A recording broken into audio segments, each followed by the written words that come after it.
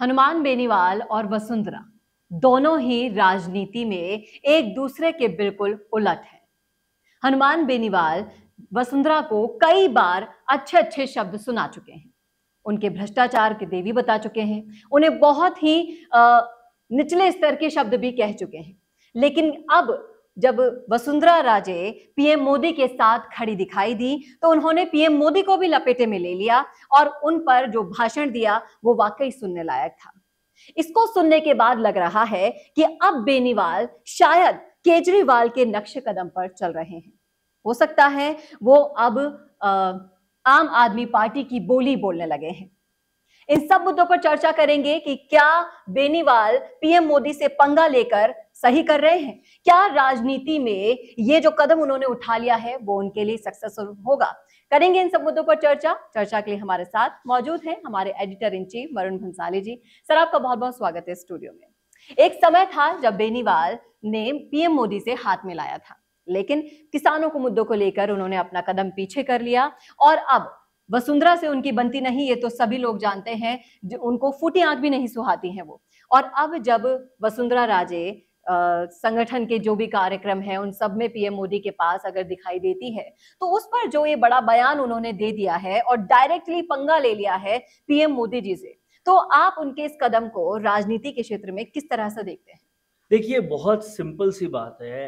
हर कोई बड़ा होना चाहता है, हर कोई विकास करना चाहता है, देश का ना सही अपना तो करना ही चाहता है। ये राजनीति की एक बहुत कड़वा सच है कि सब अपना विकास करने में लगे हुए हैं और वैसे ही हनुमान बेनीवाल भी अपनी पार्टी का विकास करना चाहते हैं। और अब जो परिप्रेक्ष्य उनको नजर आ रहा है, कमोबेश सत्ता के गलियारे में सभी को वही परिप्रेक्ष्य नजर आ रहा है कि आज बीजेपी बहुत बड़ी हो चुकी है, सबसे बड़ी हो चुकी है, लेकिन उसके बाद सबसे तेजी से विकास करती हुई पार्टी कौन सी है, सबसे तेजी से बढ़ती हुई कौन सी पार्टी है, हाशिए पर जाती हुई कांग्रेस का विकल्प बन रही कौन सी पार्टी है। और इन सारे सवालों का जवाब केवल और केवल आम आदमी पार्टी के नाम पर आता है, क्योंकि बहुत ही कम समय में वो 2 राज्य जीत चुकी है।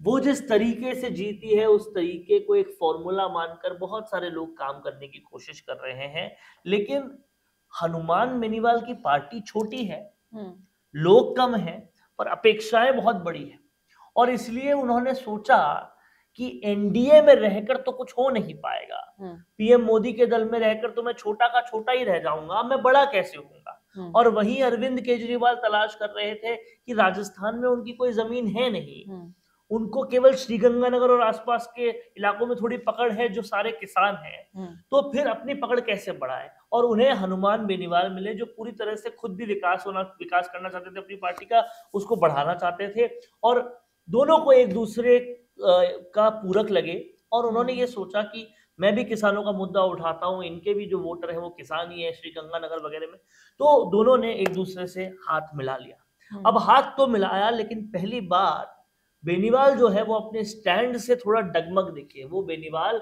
जो प्रधानमंत्री मोदी की खुलेआम तारीफ करते थे तब जब वो एनडीए से जुड़े थे, वो किसानों के मुद्दे पर हटे तब लगा कि वो किसानों के बिल्कुल साथ है, लेकिन जिस तरह से वो अब भाषा पीएम के लिए इस्तेमाल कर रहे हैं, ऐसा लग रहा है जैसे केजरीवाल की आत्मा उनमें समा गई हो। उन्होंने साफ साफ कहा, आपत्ति सबसे बड़ी जताई कि वसुंधरा राजे क्यों पास में बैठी थी। प्रेस कॉन्फ्रेंस करके प्रेस क्लब में उन्होंने ये बोला कि भ्रष्टाचार की देवी तो आपके सामने खड़ी है, आपके पास में खड़ी है, आप कैसे भ्रष्टाचार के खिलाफ बात कर रहे हैं, क्यों इस सरकार के भ्रष्टाचार पे सवाल उठा रहे हैं कि आपके तो खुद के पास में भ्रष्टाचार की देवी खड़ी है।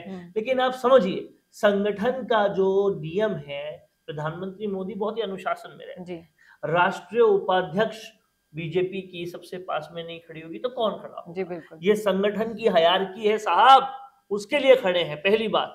और आप देश के प्रधानमंत्री पर सीधा सीधा आरोप लगा रहे हैं।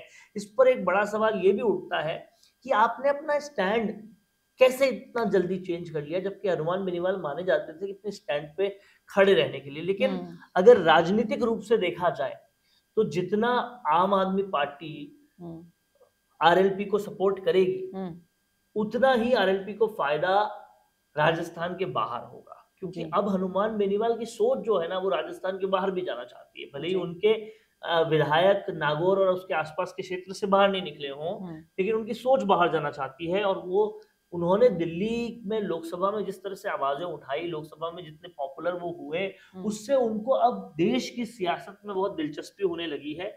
क्योंकि कहीं ना कहीं देश में जाट कौम बहुत ज्यादा है, तो अरविंद केजरीवाल को ये भी चाहिए कि कोई जाट लीडर मेरे साथ हो, और इसीलिए ये दोनों एक दूसरे से भी हाथ मिलाते हुए दिख रहे हैं।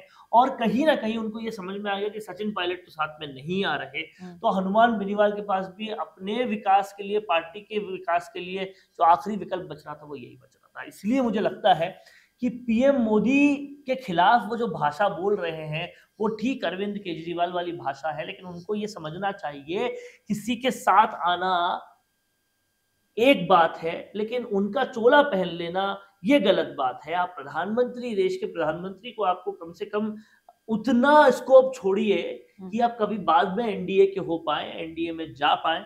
अगर उतना भी नहीं स्कोप छोड़ेंगे तो बहुत दिक्कत। हाँ, देखिए मैं यहाँ पर एक और सवाल आपसे पूछना चाहूंगी कि जैसे राजस्थान के जो जाट चेहरे हैं वो बहुत ज्यादा केंद्र की राजनीति में नहीं जा पाते हैं, तो कहीं ना कहीं आपका ये मानना है कि बेनीवाल उस तरफ सोच रहे हैं कि हम राजस्थान की राजनीति से बाहर निकलकर वो केंद्र में जाना चाहते हैं? बेनीवाल आरएलपी को बढ़ाना चाहते हैं। बेनीवाल चाहते हैं कि राष्ट्रीय लोकतांत्रिक पार्टी जो है एक बड़ी पार्टी की दिशा में आगे बढ़े। जैसे आम आदमी पार्टी तेजी से आगे बढ़ी, ये भी आगे बढ़े।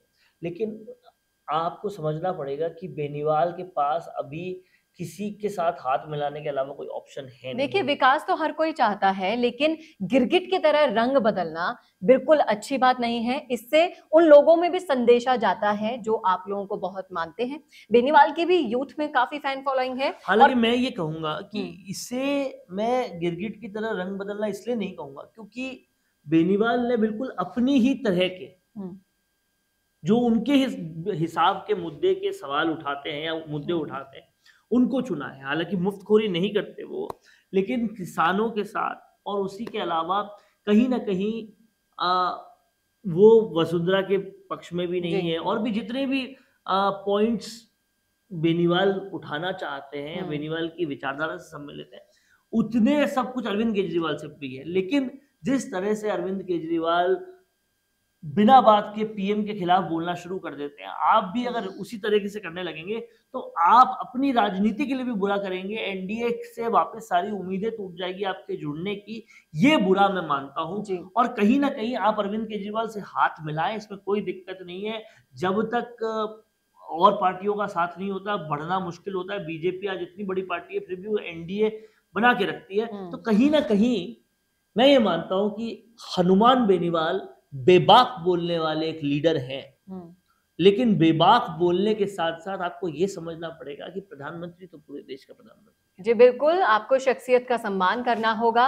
बेहद आपके लोकल मुद्दे हैं आपके पास, आप उन्हें उठाइए, बखूबी जनता में जाइए, लेकिन सामने जो शख्सियत है उसको देखकर बोलना बहुत जरूरी है, क्योंकि ये ही आपके विकास में रोड़ा भी पैदा कर सकती है। ये बात समझना उनको बहुत जरूरी है। कैसा लगा आपको हमारा विश्लेषण? कमेंट करके जरूर बताइएगा कमेंट बॉक्स में। और इसी तरह के और विश्लेषण के लिए देखना ना भूलेगा राजस्थान संवाद। नमस्कार। फेसबुक एड्स पर बहुत सारे पैसे खर्च कर दिए ना, लेकिन एक भी लीड काम की नहीं मिली। रीच तो बहुत सारे लोगों ने किया सोशल मीडिया पर, लेकिन एड पर कोई कन्वर्जन नहीं हो रहा। जानते हो ऐसा क्यों हुआ? क्योंकि लाखों करोड़ों प्रमोशंस में तुम्हारा एड कहीं गुम हो गया। और बिल्कुल ऐसा ही होता है पिक्चर और ग्राफिक्स वाले एड्स के साथ, जो हमेशा की तरह कर दिए जाते हैं बुरी तरह से इग्नोर। जिन पर से गुजरते तो सब हैं, लेकिन रुकता कोई भी नहीं है, और गलती से रुक भी जाए तो कन्वर्ट नहीं होता। तो अपने एड्स प्रोफेशनल वीडियोस के जरिए चलाओ, जिससे लीड्स नहीं सीधा कन्वर्जन आएगा, और सोशल मीडिया एड्स का रिजल्ट गारंटी के साथ आपके चेहरे की मुस्कान बढ़ाएगा।